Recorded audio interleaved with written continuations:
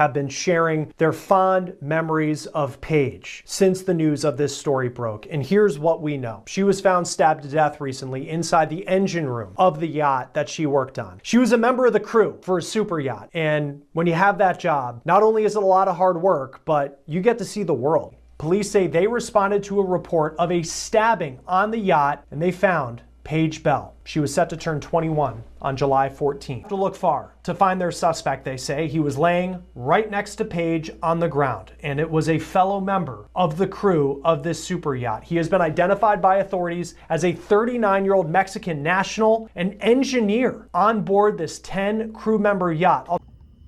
What's going on, you guys? AJ took here with AJ Self-Defense, man. And just doing self-defense, man, I've learned over the years that not everything can be learned in a self-defense class. Not everything can be covered training, fighting, and sparring and stuff like that. So today I want to talk about Paige Bell. And I always talk about these different situations.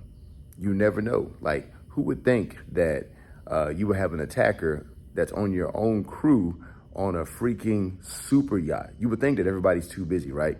Now, they haven't talked a lot about this case, but, you know, I'm thinking that in this scenario, he probably made a pass at her and she rejected him and he lost it. And the thing is, after he took her life, they found him with cuts on themselves. He was trying to take his own life, but he couldn't. I'm glad he couldn't take his own life. He needs to serve his punishment. He needs to face the family. He needs to face everybody and whatever comes to him. But the crazy part is, and the reason why I talk about these stories, because I like to talk about how could this stuff have been avoided? Were there problems? Was she having problems with him in the past? But also, it's not just on her. There are systems already put in place to save a life. Normally on these super yachts, where these billionaires are, they require them to do a background check on the crew. And this guy has a criminal record already. So not all of these yachts require the background check. And I'm not saying like, hey, if you have a criminal background, you shouldn't have a second chance. I'm saying that had they followed the system, then this probably wouldn't have happened. Like, how long has problems been going on? How long did he just I don't think he randomly do it.